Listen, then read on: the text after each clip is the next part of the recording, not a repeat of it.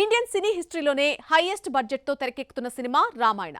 దాదాపు 4000 కోట్లతో 2 భాగాలుగా రూపొందుతున్న ఈ విజువల్ ఎపిక్ పై భారీ అంచనాలే ఉన్నాయి. కానీ ఎంత హైప్ ఉన్నా first part pre release business మాత్రం ఆశించిన స్థాయిలో జరగలేదు అనేటువంటి వార్తలు ఇండస్ట్రీలో చర్చకు దారితీశాయి.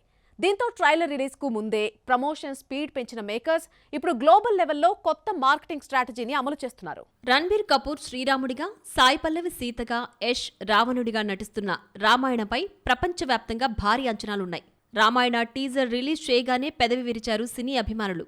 కానీ రీసెంట్ గా అమెరికాలోని ఐమాక్స్ థియేటర్లలో ది ఒడిస్సీ ప్రదర్శనకు ముందు రామాయణ టైటిల్ను ప్రదర్శించగా గూస్ బంప్స్ అంటూ సోషల్ మీడియాలో వైరల్ చేశారు ప్రేక్షకులు.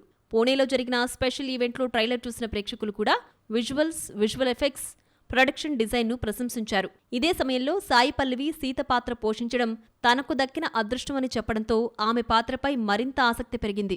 అయితే ఇంత భారీ హైప్ ఉన్న ప్రీ రిలీజ్ బిజినెస్ మాత్రం మేకర్స్ అంచనాలకు తగ్గట్లుగా జరగలేదని టాక్ వినిపిస్తోంది. హిందీ థియేట్రికల్ రైట్స్ కు మొదట 450 కోట్లు ఆశించిన నిర్మాత నమిత్ మల్హోత్రా చివరకు ధర్మ ప్రొడక్షన్స్ కు సుమారు 250 కోట్లకే డిస్ట్రిబ్యూషన్ డీల్ ఇచ్చినట్లు బాలీవుడ్ వర్గాలు చెప్తున్నాయి. మరోవైపు 700 కోట్ల ఓటీటీ ఆఫర్ వచ్చినప్పటికీ దాన్ని రిజెక్ట్ చేసి గ్లోబల్ మార్కెట్, చైనా రిలీజ్లపై దృష్టి పెట్టినట్లు సమాచారం.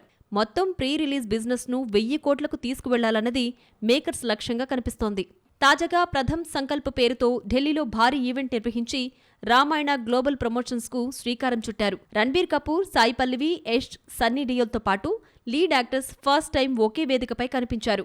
ఎంపిక చేసిన అతిథులకు ప్రత్యేకంగా ట్రైలర్ను ప్రదర్శించడంతో పాటు దేశవ్యాప్తంగా 500కు పైగా పాఠశాలల్లో రామాయణ స్కూల్ ప్రోగ్రాం నిర్వహించి విద్యార్థుల్లో ఈ ఇతిహాసంపై అవగాహన పెంచే ప్రయత్నం చేశారు. అంటే సినిమా ప్రమోషన్ను కేవలం ట్రైలర్, పోస్టర్లకే పరిమితం చేయకుండా ఒక సాంస్కృతిక ఉద్యమంలా తీసుకెళ్లాలని మేకర్స్ ప్లాన్ చేస్తున్నట్లు కనిపిస్తోంది.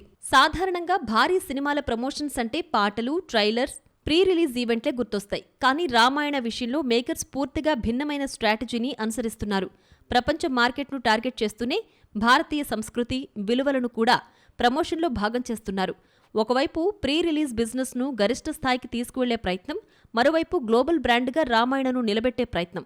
ఇప్పుడు జూలై 24న విడుదల కానున్న ట్రైలర్ ఈ హైప్ను ఎంతవరకు బాక్సాఫీస్ బిజినెస్గా మార్చుతుంది అనేదే ఇండస్ట్రీ మొత్తం ఆసక్తిగా ఎదురుచూస్తోంది.